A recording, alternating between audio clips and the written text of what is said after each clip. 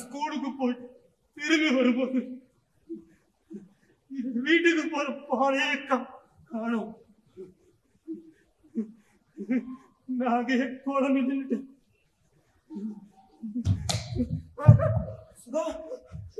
என்னாச்சு சார்? கூட்டிட்டு போய் யாரு வர்றா?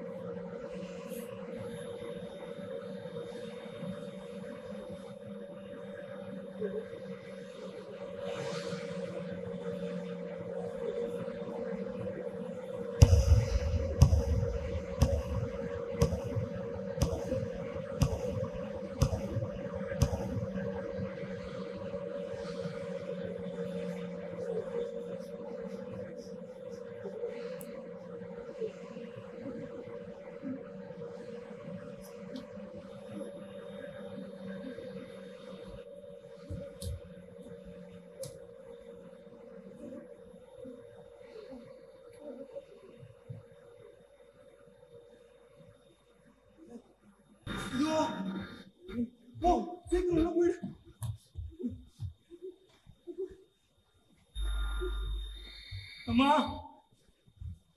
அப்பா, அம்மா. என்னப்பா யார் கூட்டிட்டு வந்தா உன்ன? ஏமா கூப்பிட? அப்பா ஹாஸ்பிடல் போயிருக்காருப்பா. இனிமே இதுக்கெல்லாம் நீ பழகிக்க, புரியுதா? போய் படி, எல்லாம் சரியாயிடும். சுஹா இங்க பாரு, எல்லாம் சரியாயிடும். இன்ஷா அல்லாஹ் எல்லாம் சரியாயிடும். போய் படி சுஹா. அம்மா, அம்மா, வார் ஸ்டார்ட் ஆயிடுச்சுமா. ஸ்கூல்ல எக்ஸாம்ஸ்லாம் இல்லை. இதுக்கெல்லாம் எப்படி பழகிக்கிறது? அம்மா, அம்மா, அம்மா.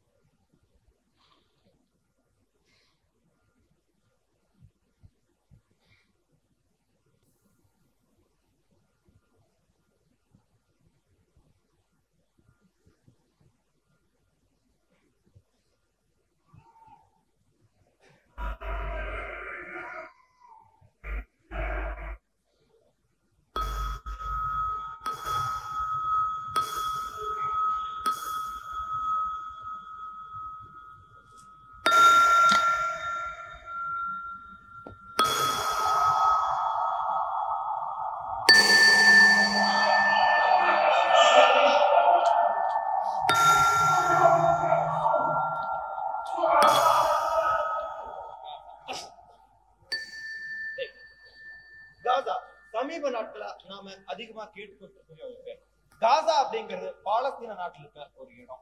இங்க இருக்க ஹமாஸ் அமைப்பிற்கும் இஸ்ரேல் ராணுவத்துக்கும் நடக்கிற போர் மிக கொடூரமானதா இருக்கு. இங்க இருக்க குழந்தைகள், பெண்கள், முதியோர் என பல்வேறு தரப்பினர். வணக்கம். பாலஸ்தீனத்தின் காசாவில் இதுவரை 33,000 பேர் கொல்லப்பட்டுள்ளனர். இது குறிப்பாக 13,000க்கும் மேற்பட்டோர் குழந்தைகள் என்பது நம்மை அதிர்ச்சிக்குள்ளாக்கும் செய்தியாக உள்ளது. இஸ்ரேலின் தொடர் good evening ready speed news வந்து நான் கிறிஸ்டோபர் பேசுறேன். இன்னைக்கு கிடைச்ச எக்ஸ்க்ளூசிவான நியூஸ் தெரிஞ்சுக்கிறதுக்கு முன்னாடி மறக்காம நியூஸ்ல சப்ஸ்கிரைப் பண்ணுங்க. முக்கியமா சப்ஸ்கிரைப் பண்ணுங்க, பிரஸ் பண்ணுங்க. இன்னைக்கு இஸ்ரேலியும் பாலஸ்தீன்ல ஒரு மிகப்பெரிய போரே நடந்துருக்கு. நீங்க இஸ்ரேலுக்கு சப்போர்ட் பண்ண போறீங்களா இல்ல பாலஸ்தீனுக்கு சப்போர்ட் பண்ண போறீங்களா? Ladies and gentlemen, we bring you news from Gaza. The Israeli Prime Minister has declared war on the Hamas outfit and has declared that they will be obliterated from the face of the earth. வணக்கம். என்றும் என்றென்றும் உண்மையுடன் உங்கள் TRP channel. இன்று Israel ராணுவ வீரர்கள் நிகழ்த்தப்பட்ட தொடர்ந்த தாக்குதலில் தொடர்ந்து நாம் காசாவை பற்றி பேசிக் கொண்டிருக்கிறோம். இங்க இருக்கும் மக்கள் மிக மோசமானதாக இருக்கிறது மக்களின் நிலை. இது ஒரு மனித உரிமை மீறல் என பல்வேறு நாடுகளும் ஹமாஸ் அமைப்பினர் நடத்திய தாக்குதலின் காலமாக பாலஸ்தீனத்துக்கு இனிமேல் மின்சாரம் வழங்கப் போவது என்று இஸ்ரேல் அரசு தெரிவித்துள்ளது. பாலஸ்தீனத்தை பற்றிய செய்தியை உலகத்திற்கு மின்சாரம் இல்லாமல் மக்களுக்கான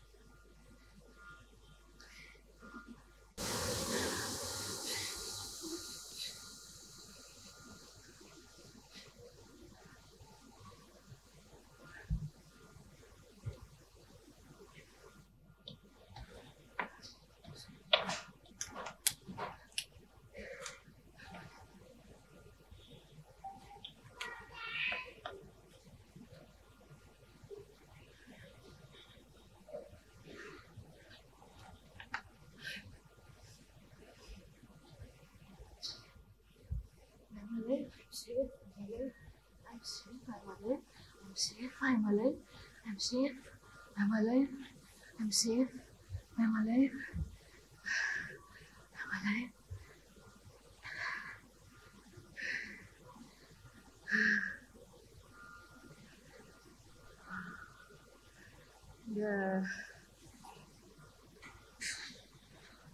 இந்த டிவி ரொம்ப கொடூரமானதுங்க. ஒரு மனுஷன் சாவறதுக்கு முன்னாடியே அவன் இறந்துட்டதா டிவில நியூஸ் வந்துடும்.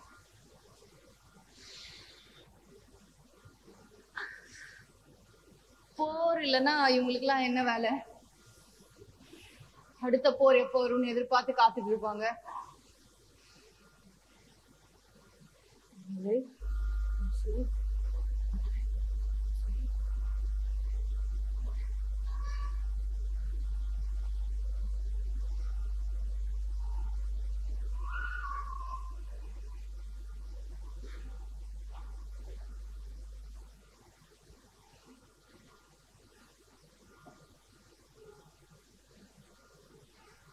காசா ரொம்ப அழகான ஊர். எனக்கு ரொம்ப பிடிக்கும். ஆனா வெறுப்பா இருக்கு. இங்க இருக்கவே பிடிக்கல. இங்க இருக்கிற மக்கள் எல்லாமே வெறுப்பா இருக்கு. இங்க எல்லா நாளும் ஒரே மாதிரிதான் இருக்கு. எதுவுமே புதுசாவே இல்லை.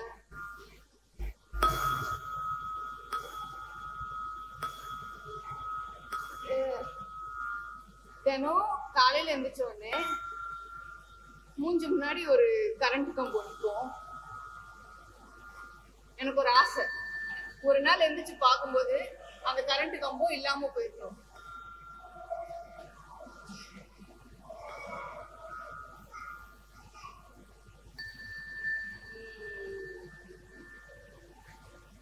தினம் ஒரே மாதிரிதான். இந்த மளிகை கடை வாசல் முன்னாடியே இப்ராஹிம் அண்ணன் வந்து அங்கேயே நின்றுட்டு இருப்பாரு. அபேத் அண்ணன் காய்கறி விற்பாரு. இப்ராஹிம் அண்ணனும் ஹசன் அண்ணனும் அங்க தெருமனையில நின்றுட்டு இருப்பாங்க. அபு அலபேத்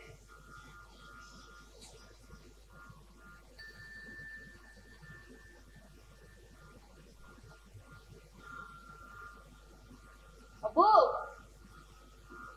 ஓ அபு சாப்பிட்டியா? கிரவுண்டுக்கு போலியா? அங்க ஃபுட்பால் விளையாடுறாங்களாமே, போக வேண்டியதானே?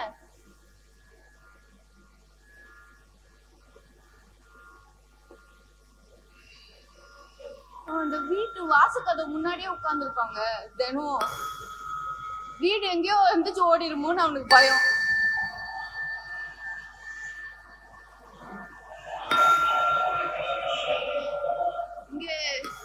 இங்க இருக்கிற 1.5 மில்லியன் மக்களையும் எனக்கு தெரியும் அப்படின்னு எனக்கு தோணும். இங்க இருக்கிற எல்லா டாக்ஸி டிரைவரையும் தெரியும். யாரு ஊர் பக்கம் போவாங்க, யாரு பீச் பக்கம் போவாங்க, எல்லாமே தெரியும்.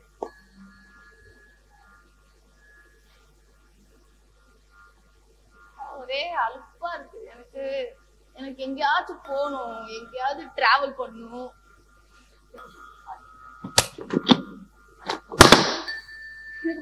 புதுசா யாரையாவது பார்க்கணும், புது புது இடங்களுக்கு போகணும், புது முகங்களை பார்க்கணும். இங்கெல்லாம் வந்து இப்போ இறந்தவங்களை பத்தி யாரும் பெருசா பேசுறது கிடையாது. ஏன்னா சாவு சாதாரணமாயிடுச்சுல.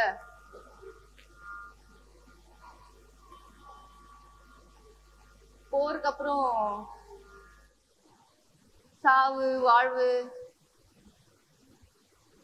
போர்ல நாங்க பார்த்ததுக்கெல்லாம் அப்புறம் என்ன எதுவுமே பெருசா இல்ல. என்னை பொறுத்த வரைக்கும் நான் வாழ்ற ஒவ்வொரு நாளுமே பெரிய போனஸ் தான். போருக்கு அப்புறம் மொத்த வாழ்க்கையுமே எக்ஸ்ட்ரா தான். ஏன்னா நான் எப்ப வேணா செத்துருக்கலாம்ல.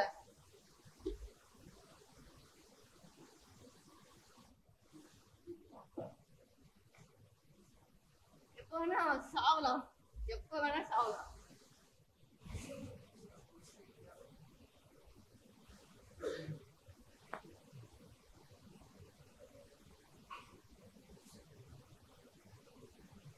காசா ஒரு தீப்பெட்டி மாதிரி.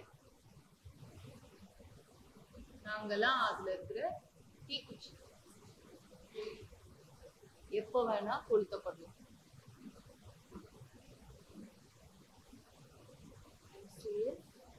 I'm alive. Safe.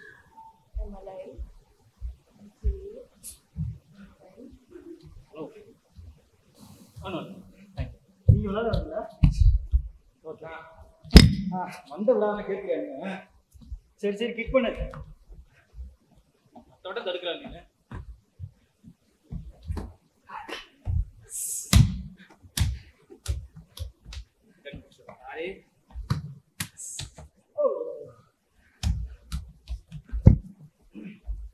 இடத்த மாத்தனா?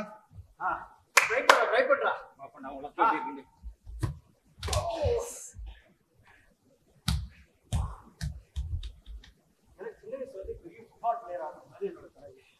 நான் கோல் கீப்பர். நான் கிக் பண்ணும்போது பேக் நம்பர் என் ஃப்ரெண்டு முகமது, அவன் கோல் கீப்பரா இருப்பான். அவன் கிக் பண்ணும்போது நான் கோல் கீப்பரா இருப்பேன். அவன் அடிக்கடி ஒரு சொல்லிட்டே இருப்பான். என்னன்னு கேளுங்க அவனை. சொல்றா, கேக்குறாங்க, பதில் சொல்லு. இந்த டைம் கோல் அடிக்கிறேன். அடி. எல்லாத்திலும் அவன் தான் தூக்கு போவான். ஆனா இந்த மாதிரி என்னமோ ஜெயிச்சிட்டான். வாடா உனக்கு குட்லட்டா எனக்கு அன்னைக்கு நல்லா ஞாபகம் இருக்கு. ஜனவரி 7, 2009 என் வாழ்க்கையில மறக்கவே முடியாதுண்ணா. வழக்கம் போல ஃபுட்பாலோட முகமது வருவான் கிரவுண்டு போவான்னு வீட்டு வாசலை காத்துட்டு இருந்தேன். வெளியில ஒரே புகமூட்டமா இருந்துச்சு. முகமது அப்பா வர பாரம் கொண்டுது. முகமது எங்கப்பா? ஏன் நீங்க பாலை கொண்டு வரீங்க? ஏய் முகமது, முகமது என்னப்பா? முகமது எங்க?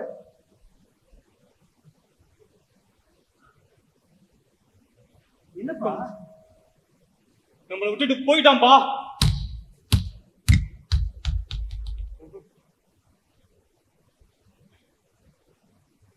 இல்ல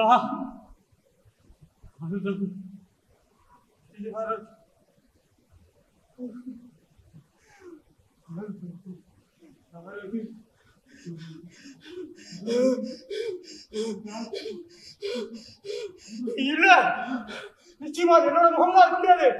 நிச்சயமா என்னோட முகமா இருக்க முடியாது. நிச்சயமா என்னோட முகமா இருக்க முடியாது. இருந்தாலும் இந்த சாவ பத்திர புரிதல் அதிகமா பயமுறுத்துச்சு. என்னோட பாடுங்க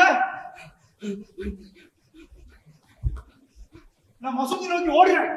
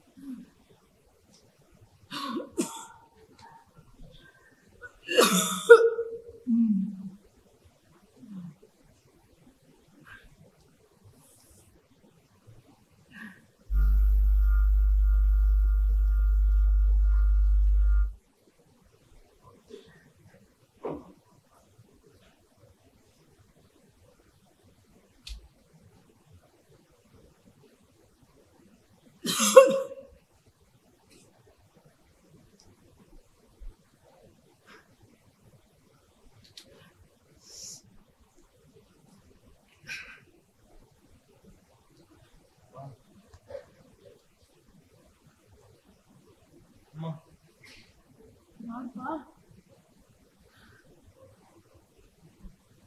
வாங்க வாங்க உள்ள வாங்க உள்ள வாங்க வாங்க அபு வாங்க எல்லாரும் வாங்க உள்ள வாங்க சுஹா உள்ள தூங்குறா பாரு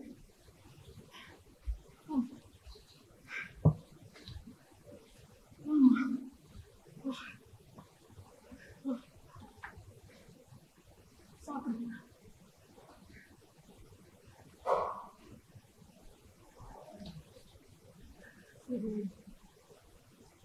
எல்லாம் சரியாயிடும்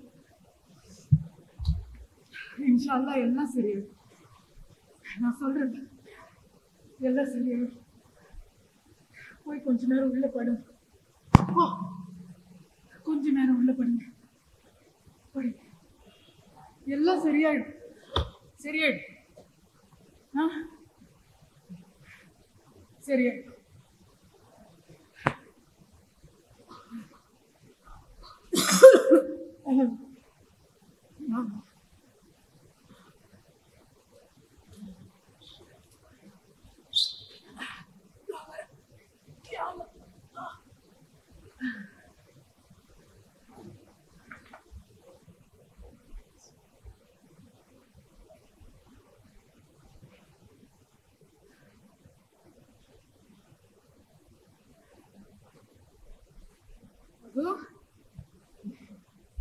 கீழே போட்டு படுத்துக்கணும்.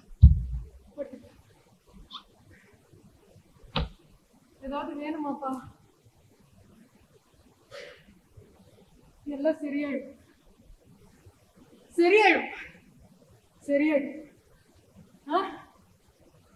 இன்ஷா அல்லாஹ் எல்லாம் சரியாயிடும். சரியாயிடும்.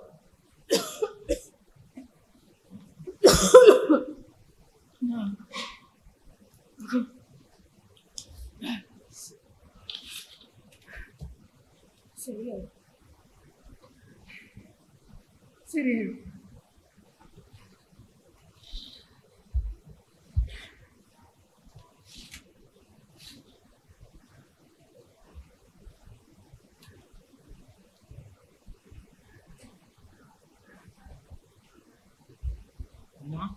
சுவா, சாப்பிடுறியாப்பா? நம்ம வீட்டுக்கு இவ்வளவு பேர் வந்திருக்காங்க. சத்தமா பேசாத சுவா, சத்தமா பேசாத. அவங்க வீடெல்லாம் இடிஞ்சிருச்சுப்பா. எங்க போவாங்க? அவங்க எப்போ போவாங்கம்மா? சுவா, சத்தமா கேட்காத சுவா. தூங்கவே முடியல. சுவா, இன்னும் கொஞ்ச நாள் அவங்க இங்கதான் இருப்பாங்க. அவங்கள நாம தான் பாத்துக்கணும். அப்படிலாம் பேசக்கூடாது. என்ன? நான் சொல்றது கேட்டு. ரொட்டி இருக்கு, எல்லாருக்கும் கொஞ்சம் கொடு. பசியில வந்திருப்பாங்க சுவா. போய் கொடுப்பா, கொடு. இந்தா இந்தா, பத்துமோ பத்தாது, கொடு. எல்லாம் சரியாயிடும்.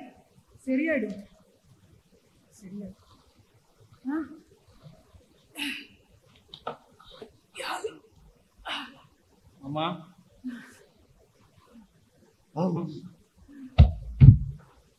அம்மா சாப்பிட சொன்னாங்க.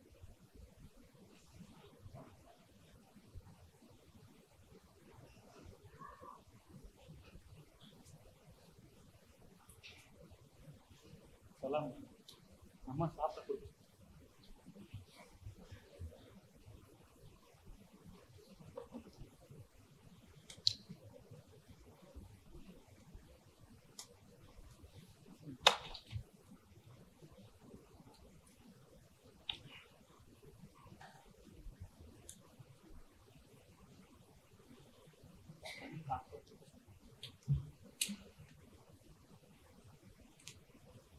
எல்லாத்துக்கும் கொடுக்க சொன்னாங்க.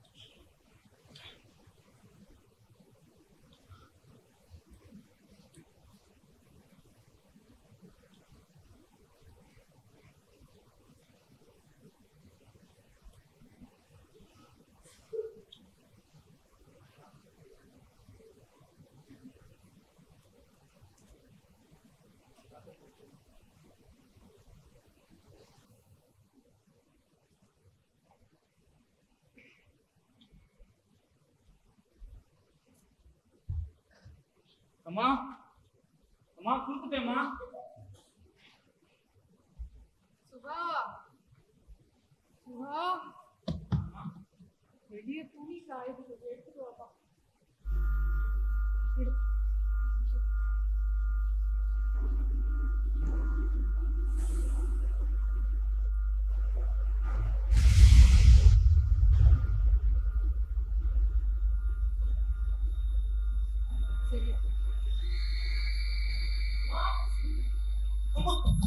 அம்மா, என்னப்பா, என்ன ஆச்சு? கூட்டு போறாங்கம்மா. நம்ம வீட்லயே போட்டுருவாங்கம்மா. அப்பா, அப்பா, அம்மா, அப்பா கூட்டு போயிடலாமா? இருக்கு வேணாமா? என்னப்பா? சவுண்டு கேக்குதுமா? ஒண்ணும் இல்லப்பா, ஒண்ணும் இல்ல. சரியாயிடும் சுவா. எல்லாத்தையும் எடுத்துக்க. அவன் கூட போயிடலாமா? சுவா, அவன் கூட போயிடலாமா? சுவா, சொல்றது கேளு சுவா. அவன் கூட போயிடலாமா? சுவா, சவுண்டு கேக்குதுமா? சுவா, என்ன பாரு. இதுதான் நம்ம வீடு. இங்கதான் நம்ம இருக்கணும். அதெல்லாம் சரியாயிடுவா. சுவா, எல்லாம் சரியாயிடும்பா. இவன் கொண்டு போட்டுருவாங்க. ஒண்ணும் ஆகாது. இருப்பா, இரு. எல்லாம் சரியாயிடும். சரியாயிடும். வா.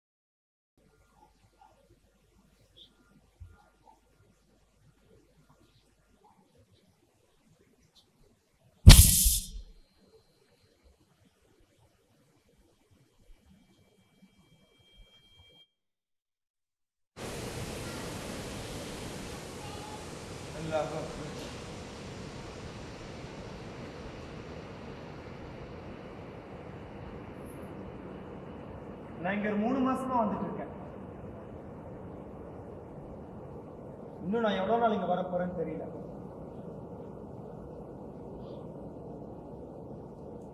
மூணு மாசம் முன்னாடி நானும் என் தம்பி தாரிக்கும் ஸ்கூலுக்கு ரெடி ஆயிட்டு இருந்தோம். என் தம்பி தாரிக் பயங்கரமான குறும்பு. சொன்ன பேச்ச கொஞ்சம் கூட கேட்க மாட்டான். ஆனா பாருங்க, பக்கத்து வீட்டுக்காரங்க எதிர்த்த வீட்டுக்காரங்கன்னு எல்லாருக்கும் அவனுக்கு தான் கொடுக்கும். அவனுக்குன்னு ஒரு ராஜ்யம் இருக்கிறதா அவனுக்கு நினைப்பு. சமயங்கள்ல எங்க அப்பா பாக்கெட்ல அவருக்கு தெரியாம பணம் எடுத்து கொண்டு வருவோம். நாங்க 2 பேரும் வாங்கிட்டோம். எது என்னவா இருக்கட்டும், ஸ்கூலுக்கு லேட்டா போறது எனக்கு பிடிக்காது. தாரிக்கு சீக்கிரமா போற பழக்கமே கிடையாது. ஸ்கூலுக்கு நாங்க போறதே கொஞ்ச நாள் தான். அங்கேயே என்னால லேட்டா போக முடியாது. நாங்க ஒரே கட்டல தான் தூங்குவோம், ஒன்னாதான் எழுந்திருப்போம். ஆனா தாரிக்கு எங்க லேட் ஆகுதுன்னே தெரியல. அவன் எப்பவும் போல லேட் பண்ணிட்டு இருந்தாங்காட்டி நான் சீக்கிரமா வீட்டுல இருந்து கிளம்பிட்டேன்.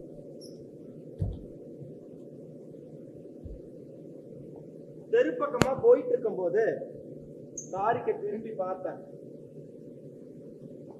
அவன் பட்டாம்பூச்சியில துறக்கிறதும் பறவைகளை விரட்டுறதும் விளையாடிட்டு இருந்தான்.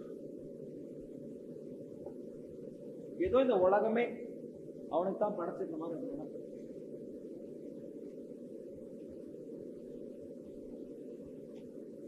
திடீர்னு ஒரு காரு எங்க தெரு வழியா போச்சு.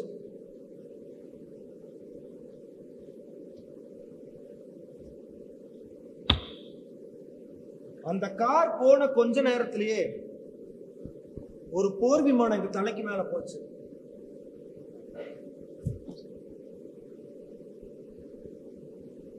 அந்த கார் மேல குண்டு விழுந்துருச்சு.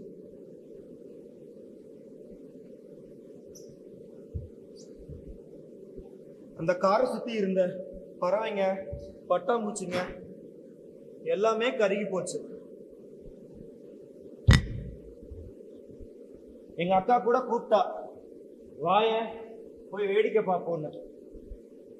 எனக்கு ஸ்கூலுக்கு நேரம் ஆயிட்டதுனால நான் அங்கிருந்து வேக வேகமா கிளம்பிட்டேன்.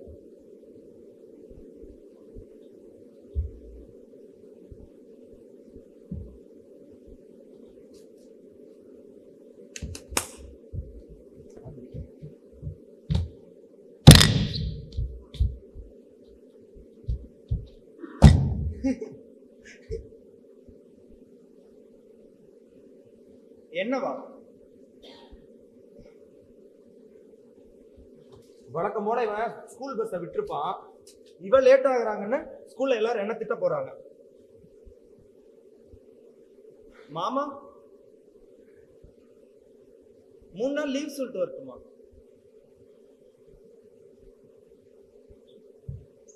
என்னை அழைச்சிட்டு போக எங்க மாமா வந்திருந்தாங்க.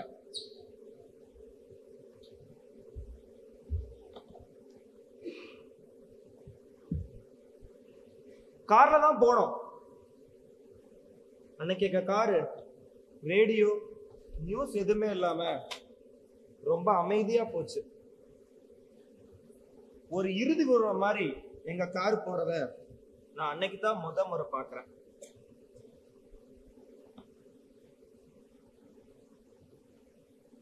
எங்க மாமாவும் எதுவும் சொல்லல, நானும் எதுவும் கேட்டுக்கல.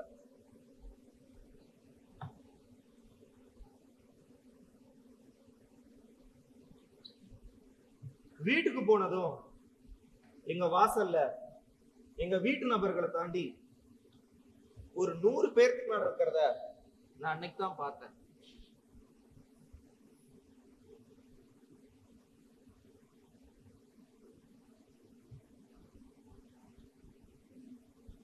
அப்பா, யார் இவங்கெல்லாம்? ஏன் இவ்வளவு பேர் வந்திருக்காங்க? மாமா, பா, ஏதாவது பேசுங்கப்பா. தம்பி எங்க? தாரிக் எங்க?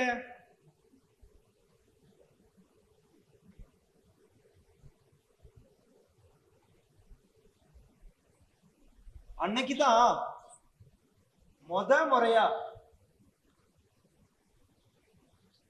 எங்க வீட்டு வாசலுக்கு ஒரு ஆம்புலன்ஸ் வந்துச்சு.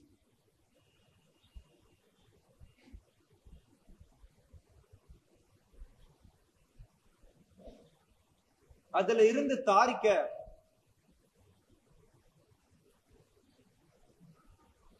ஒரு வெள்ளை கலர் துணியில சுத்தி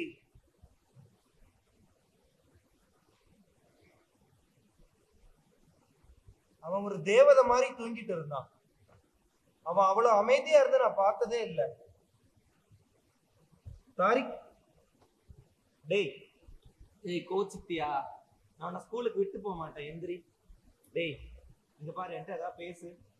ஏய் இங்க பாரு, நம்ம ஒன்னா ஹோம்ஒர்க் பண்ண புக்கு நான் தான் விளையாட்டுக்கு எடுத்து வச்சேன். இங்க எந்திரி, ஒரு நிமிஷம் எந்திரிச்சு பாரு. அப்பா அவன் ஏன் எதுவும் பேச மாட்டேங்கிறான் என்கிட்ட? அப்பா இங்க பாரு, நான் மேல கால் போட போறேன். இங்க பாரு, என்ன திட்டுவேல்ல, இனிமேல் கட்டல நான் உன் கூட திட்ட மாட்டேன். நீ என் கூட கட்டல ஷேர் பண்ணிக்கலாம். தம்பி எந்திரிடா. அத்தை அத்தை என்ன பண்றீங்க? அப்பா அப்பா அப்பா தம்பி என்னமோ பண்றாங்க பாருங்கப்பா. அப்பா தாரிக் எந்திரு, இதை மட்டும் எனக்கு பண்ணாத. அல்லா அல்லா அல்லா இதை மட்டும் பண்ணாத. தம்பி எந்திரிடா. டேய் டேய் இங்க பாரு, டேய் இங்க பாரு, அண்ணா கூப்பிடுறவன கேட்கலையா?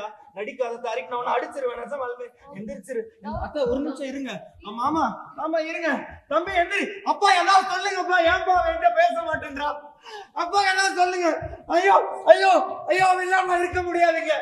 அப்பா ஏதாவது சொல்லுங்க. அப்பா அவன் எனக்கு வேணும், எனக்கு கொடுங்க, அவனை திருப்பி கொடுங்க. தாரிக்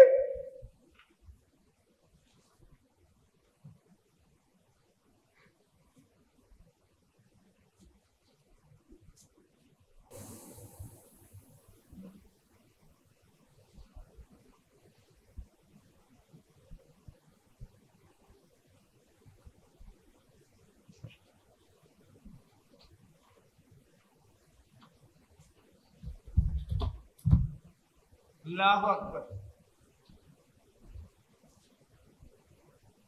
அன்னையில இருந்து 3 மாசமா நான் இங்க வந்து பத்தியா சொல்லிட்டு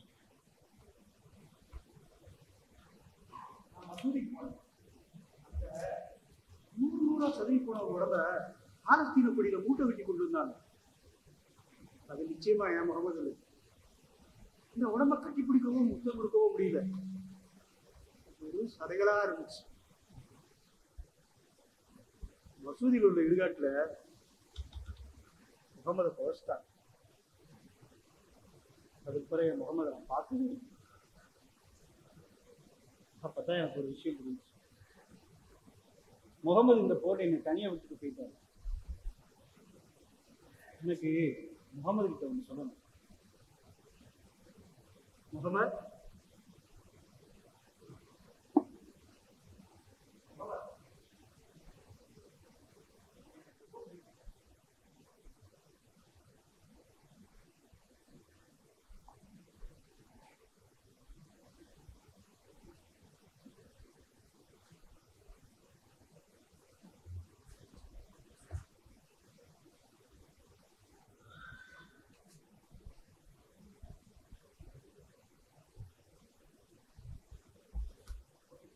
யாரும் திடீர்னு இடுகாட்டு குண்டு போட ஆரம்பிச்சிட்டாங்க. மரண தேவதை என்னை துரத்து வர மாதிரியே இருந்துச்சு. ஆனா நான் இந்த நிமிஷம் வரைக்கும் உயிரோட இருக்கேன். நான் இந்த நிமிஷம் வரைக்கும் உயிரோட இருக்கேன். அதுக்கு நான் கடவுளுக்கு தான் நன்றி சொல்லணும். அதுக்கு நான் கடவுளுக்கு தான் நன்றி சொல்லணும். அதுக்கு நான் கடவுளுக்கு தான் நன்றி சொல்லணும்.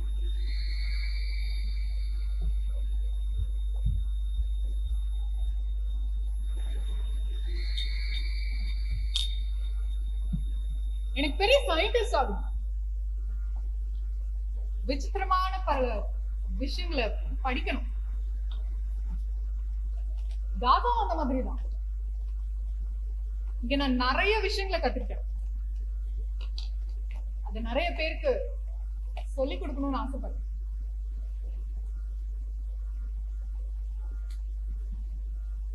போர்னாலே சுஜயா முகாம் தான். எங்க வீட்டை மிதிச்சுட்டு தான் காசாவை சூறையாடுவோம். போற ஆரம்பிச்சதும் இங்க இருக்கிற மக்கள் எல்லாரும் ஏதாவது ஒரு இடத்தை தேடி ஓடிட்டே இருக்கணும். எங்களுக்கு இது ரொம்ப சகஜமாயிடுச்சு. வெளிநாட்டுல இருந்து மாமா அண்ணங்க எல்லாரும் போன் பண்ணி கெஞ்சினாங்க அப்பா கிட்ட, அங்க இருக்காதீங்க போயிடுங்க.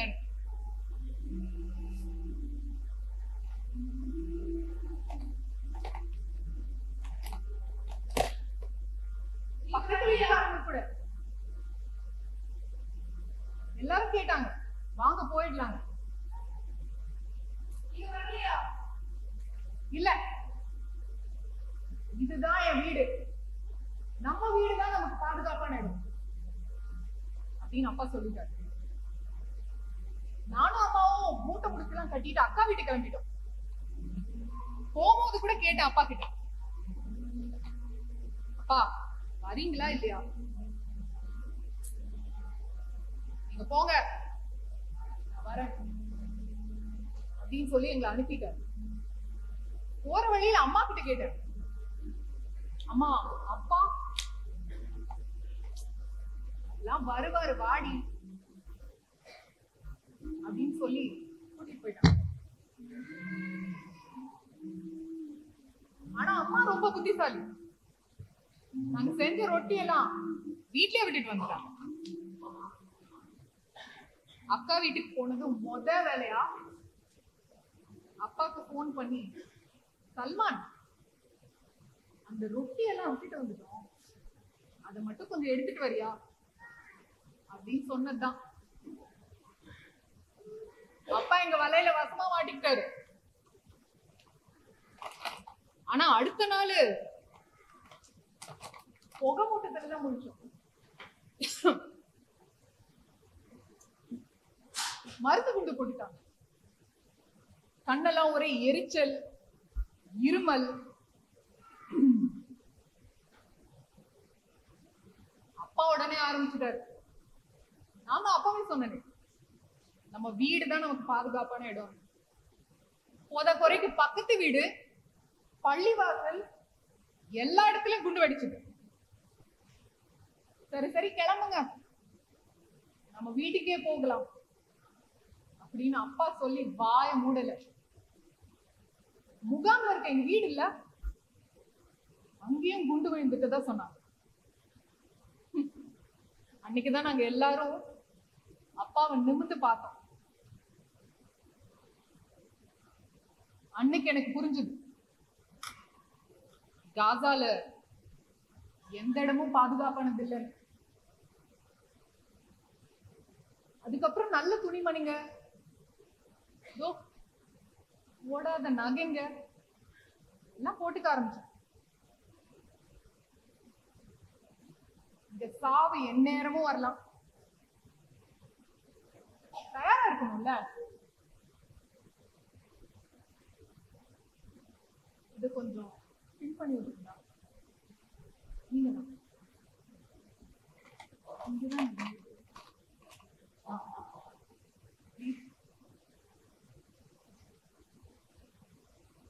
நீங்க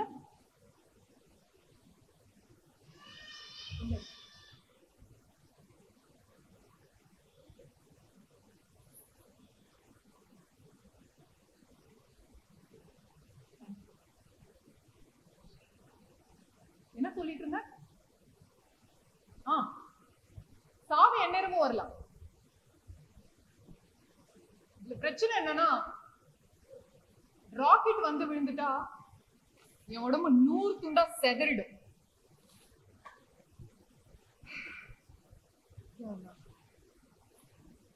எனக்கு அப்படி சாக வேணாம். எப்படி இருக்கணும்,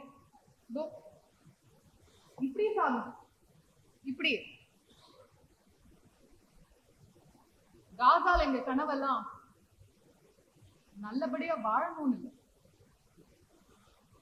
நல்லபடியா சாகணும், அவ்வளவுதான்.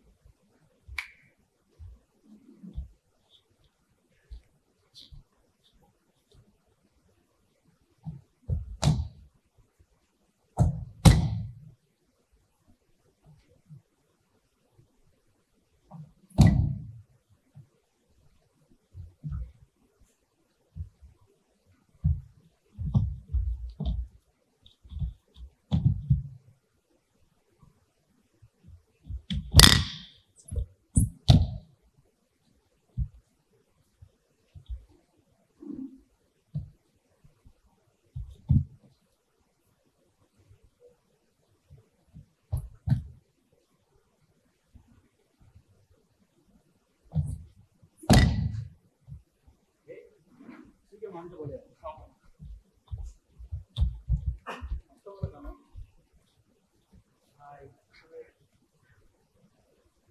எக்ஸாம் வரல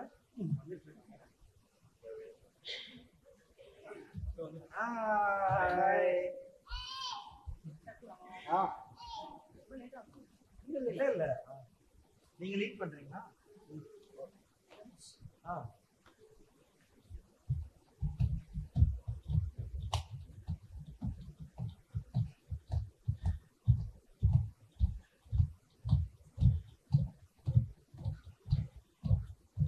என் வாழ்க்கையிலே ரொம்ப வித்தியாசமான நேரம்னா அது தியேட்டர் பிராக்டிஸ் வரும்போது தான்.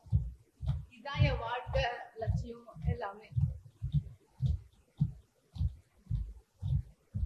நான் தினம் இங்க வர்றதுக்காக எதிர்பார்த்து காத்துட்டு இருப்பேன். எனக்கு ஒரு பெரிய ஆக்டர் ஆகணும். சின்ன வயசுல இருந்து ஆக்டிங் ரொம்ப பிடிக்கும்.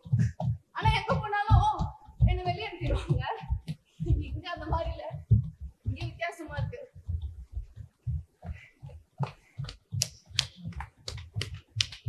தியேட்டர்லாம் இல்லைன்னா I would have gone crazy. தனியா பேசிட்டு இருக்க நிச்சா டைலாக் ரேஸ் பாக்குறேன். சரி ஸ்கிரிப்ட் பேப்பர் எல்லாம் ப்ராப்பர்ட்டில எடுத்து வச்சிட்டீங்களா? Okay costume எடுத்துறீங்களா?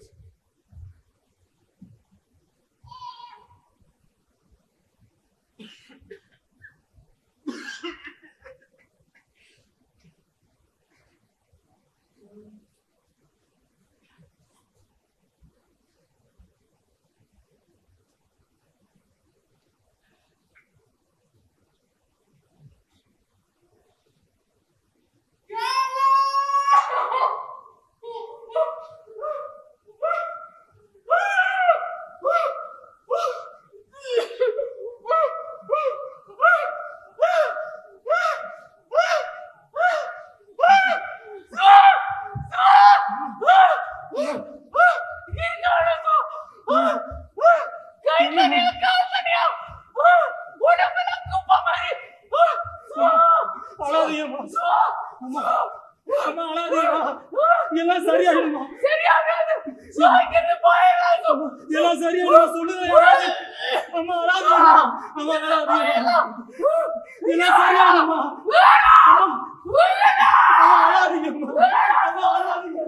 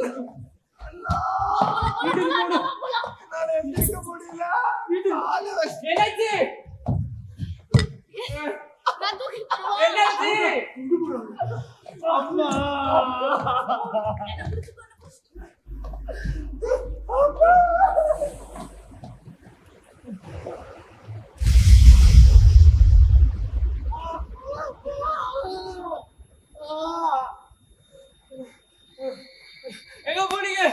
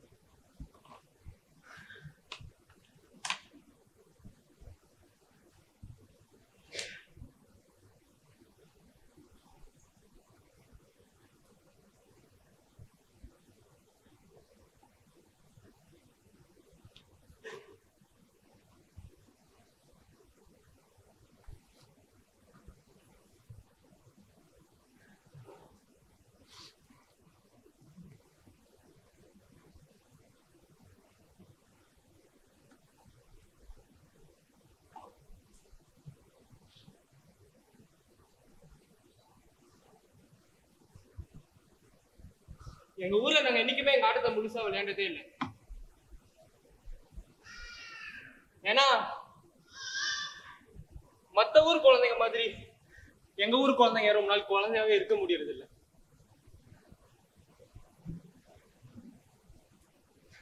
எங்க வயசை தீர்மானிக்கிறதே யுத்தம் தான். அதை அனுபவிச்சங்க யாரும் அதுக்கப்புறம்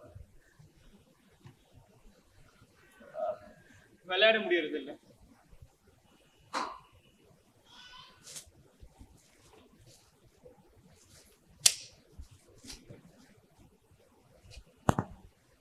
குண்டு போட்ட அன்னைக்கு நாங்க எல்லாரும் எங்க தாத்தா வீட்டுக்கு போனோம்.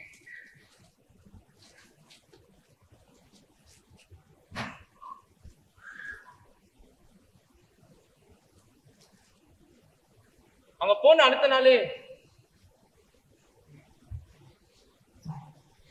எங்க தாத்தா வீடு மேல குண்டு போட போறதா போன் பண்ணாங்க. நாம உடனே எங்க இன்னொரு தாத்தா வீட்டுக்கு போனோம்.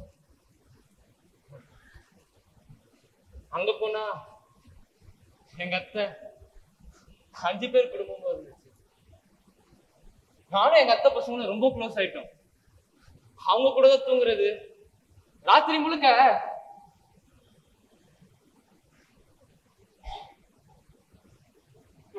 நான் போற பத்தி மட்டுமே பேசுவோம்.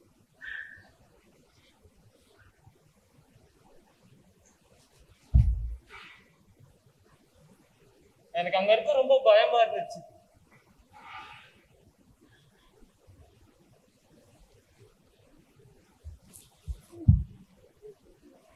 எனக்கு இப்பவே எங்க வீட்டுக்கு போகணும்.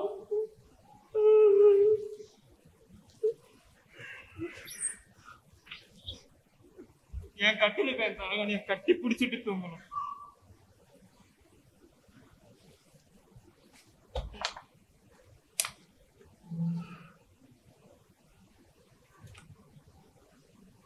மூணு நாளைக்கு அப்புறம்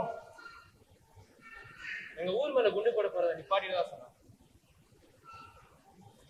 எங்க ஊருக்காரங்க எல்லாரும் திரும்பி எங்க ஊருக்கே போகணும்.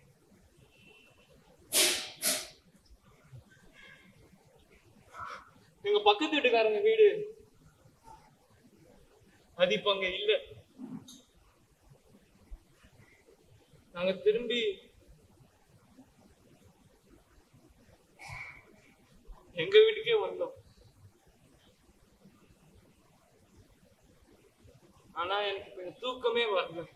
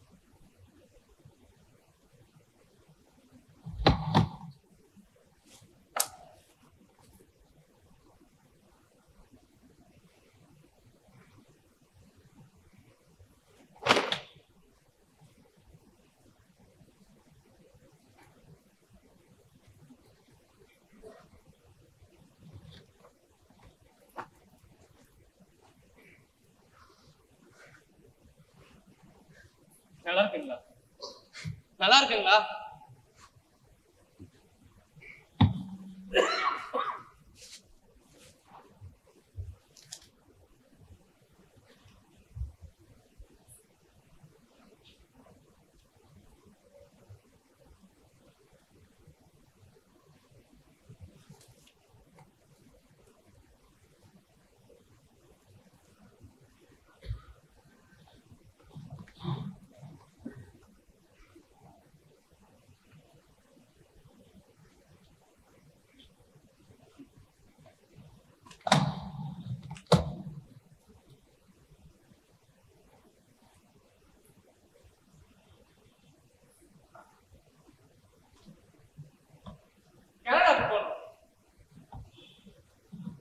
இடம் ரொம்ப அழகான இருக்கு.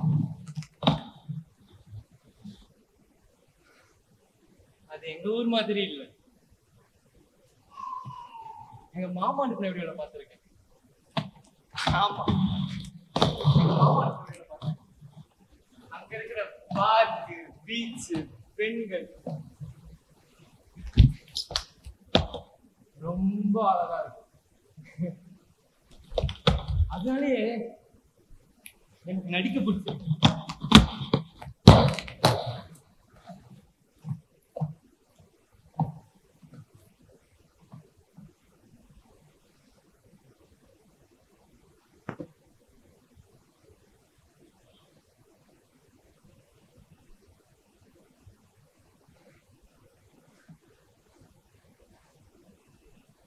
நான் ஒரு பெரிய ஸ்டார் ஆகணும். Hi hi hi. நீங்களா என் நடிப்பை பார்க்க வந்திருக்கீங்களா? ரொம்ப சந்தோஷமா இருக்கு. ஸ்டார் ஆனதும் கனடாலே இருந்துருவேன்.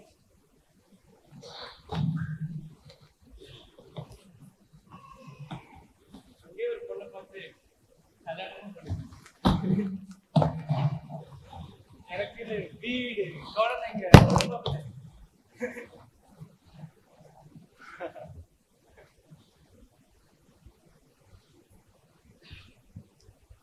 அங்கே இருக்கு. ஆனா எனக்கு ஒரு டவுட்.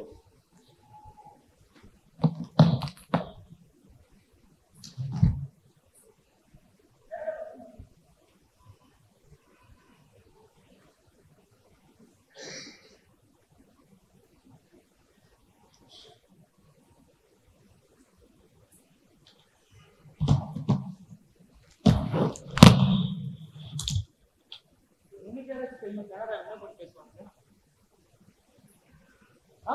சத்தமா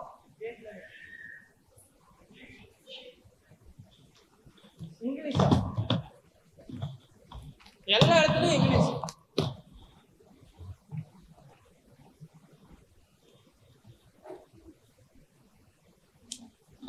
எதுவா இருந்தா என்ன, நான் அதை கத்துப்பேன். நானும் இல்லையா செம்பட்டு தலையோட இருக்கிறதுனால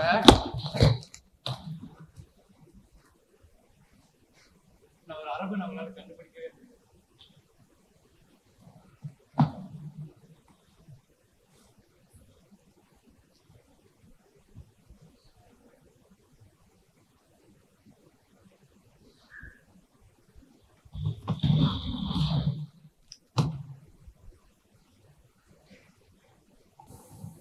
அங்க நான் நிம்மதியா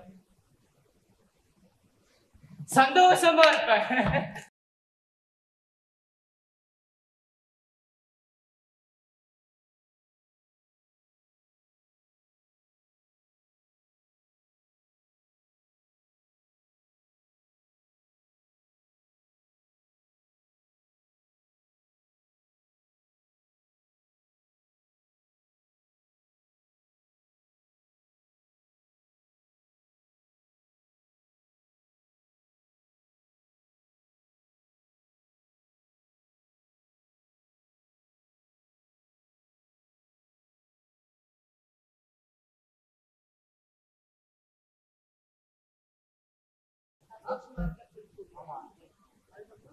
அதான் செட் ஆகலன்னு சொல்லிட்டேன். வேற ஏதாவது யோசிக்கலாம்ல, வேற ஐடியா? இல்ல அவனே வேற ஒரு ஐடியா சொன்னான் எப்படி முடிக்கலாம் அப்படின்னு. சொன்னடா, நான் பாலஸ்தீன் நேஷனல் ஆந்தம் போட்டு முடிக்கலாம் எனக்கு தோணுச்சு. உங்களுக்கு என்ன தோணுது? ஏன் ஆந்தம் போடணும்? ஏன் பாலஸ்தீன் நேஷனல் ஆந்தம் போடணும்? அது அடையாளப்படுத்துற மாதிரி கேட்கல. அடையாளப்படுத்துற மாதிரி இருக்கும், ரெஜிஸ்டர் ஆகும். நான் இதை வெறும் பாலஸ்தீன் நாடகமா பார்த்தேன். ஆப்வியஸா கொடி யூஸ் பண்ணியிருக்கோம், இருந்தாலும் ஒடுக்கப்பட்ட எல்லாருமே இந்த கதை கனெக்ட் பண்ணிக்க முடியல. அவன் முடிவு கொடுத்துதாங்க. ஒரு நாடே இல்லைன்னு, அந்த நாட்டோட எக்ஸிஸ்டன்ஸே இல்லைன்னு நிரூபிக்க முயற்சி பண்ணிட்டு இருக்கும்போது, நம்ம அந்த நாடு இருக்கு, அந்த நாட்டுக்கு ஒரு நேஷனல் ஆந்தம் இருக்கு அப்படின்னு நம்ம அந்த நேஷனல் ஆந்தம் போட்டு முடிக்கிறது எனக்கு இப்ப அதுவும் சினிமால இங்க போடுற மாதிரி தான் இருக்கு. எனக்கு என்னமோ இது திருப்தியாவே இல்ல, ஒரு மாதிரி என்னமோ இன்கம்ப்ளீட்டா ஃபீல் ஆகுது. உங்களுக்கும் எனக்கு கம்ப்ளீட்டா தான் இருக்கு. ஏன் கம்ப்ளீட்டா இருக்கு?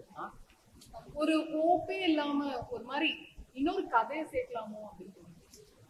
ஏன் எல்லாரும் முடியவே எதிர்பார்க்குறீங்க? இன்னமும் பிரச்சனை நடந்துட்டு தானே இருக்கு. அங்கே முடிஞ்சிச்சுன்னா ஓகே, நம்ம ஒரு முடிவை கொடுக்கலாம். இங்க பாருங்க, என்னை பொறுத்த வரைக்கும் இது ஒரு தொடக்கம். நான் ஒரு கலைஞனா என் உடம்பு மூலமா அந்த கதையை எவ்வளவு தூரம் சுமக்க முடியுமோ அவ்வளவு சுமக்கிறேன். நான் மக்கள்கிட்ட ஒரு கான்வர்சேஷனை ஸ்டார்ட் பண்றேன். நீங்க கதையோட ஒரு முடிவு வேணும்னு நினைக்கிறீங்க, அவங்க எடுத்துட்டு போட்ட முடிவை அவங்க கிட்டயே நீங்க என்ன நினைக்கிறீங்க?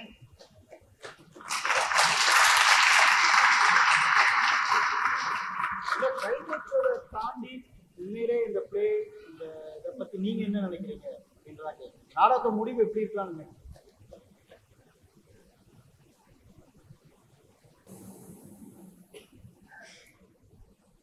உங்களுக்குன்னு ஒரு எதிர்பார்க்கலாம்ல, எந்த மாதிரி முடிச்சிருக்கலாம் அப்படின்னு. யாரும் கை தூக்குறாங்கன்னு நினைக்கிறேன். ஆடியன்ஸ் லைட் போட்டு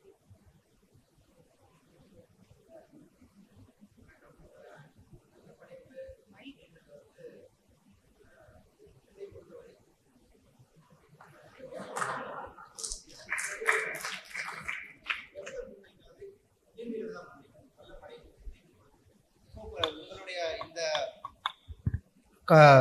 மேடை பர்ஃபார்மன்ஸை பார்த்த உடனே நீங்கள் இதில் வர கதாபாத்திரங்கள் எல்லாரும் ஒரு சராசரி மனிதனுக்கு இருக்கக்கூடிய ஆசைகளுக்காகத்தான் போராடுற மாதிரி தான் எனக்கு அது ஃபீல் ஆச்சு. ஸோ ஒரு படைப்பு நிகழுது, படைப்பாளர் நான் பார்வையாளர் நான் அதை பார்க்குறேன். என்னுடைய சொந்த அனுபவங்களால் இதில் இருக்கிற இடைவெளி இட்டு நிரப்புறது தான் ஒரு படைப்புடைய முழுமை அடையும் நான் நம்புகிறேன். ஸோ அந்த வகையில் நீங்கள் இதுக்கு ஸ்தூலமான ஒரு முடிவை கொடுப்பதை விட இது ஒரு அவர் சொன்ன மாதிரி இது முடிவற்றது, இதுக்கு நம்ம ஏன் ஒரு கன்க்ளூஷன் கொடுக்கணும் அப்படிங்கிற ஒரு முடிவற்ற தன்மை தான் இதனுடைய ஒரு நிறைவாக நான் பார்க்குறேன் நான் இந்த நாடகத்தில்.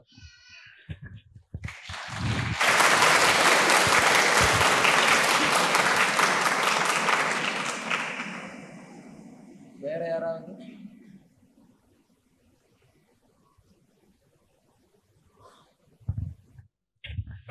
என்னுடைய பார்வையில் பதில்களை விட கேள்விகள் முக்கியமானவை. நாங்கள் சிந்திக்கிறதுக்கு பதில்களை விட கேள்விகள் முக்கியமானவை. கேள்விகள் சரியாக இருந்தால் பதில்களை கண்டுபிடிப்பதற்கான சிந்தனை வளரும் என்ற வகையில் நீங்கள் முடிவு சொல்லி ஒரு பதிலாக சொல்லாமல் விடுறது நல்லது. அது கேள்விகளை தூண்டுமாக இருந்தால் நன்று.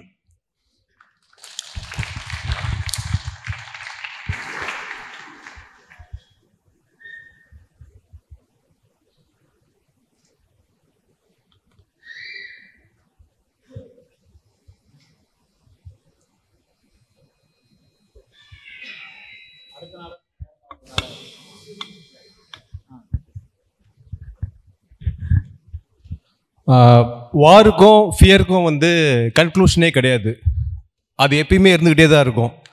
ஸோ இந்த கூட்டத்தில் இல்லை, நீங்கள் எந்த கூட்டத்தில் கேட்டாலுமே சரி தான், உங்கள் ஃபியர் ஒன்று போகணும், அப்படி இல்லைன்னா வார் போகணும். இது ரெண்டு போனால் தான் கன்க்ளூஷன் கிடைக்கும். ஸோ இது ரெண்டுமே போகாது, இந்த உலகத்தை விட்டே போகாது. ஸோ அதனால் இதுக்கு கன்க்ளூஷன் இருக்காது. கன்க்ளூஷன் யார்கிட்ட கேட்டாலுமே கிடைக்காது.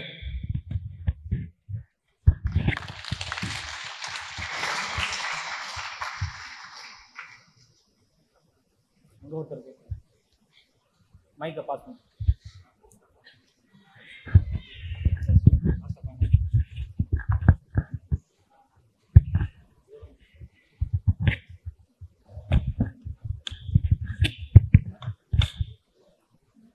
இந்த கதையில் நடந்த விஷயங்களை ப்ராப்ஸாக உள்ளே வச்சுருக்கீங்க. ஸோ நான் என்ன நினைக்கிறேன்னா, இன்னும் நிறைய ப்ராப்ஸை ஃபுல்லாக கவர் பண்ணிவிட்டு இன்னும் இது முடியல, இந்த மாதிரி நிறைய ஸ்டோரிஸ் இருக்குது அப்படின்னு சொல்லி முடிச்சிருக்கலாம்னு தோணுது.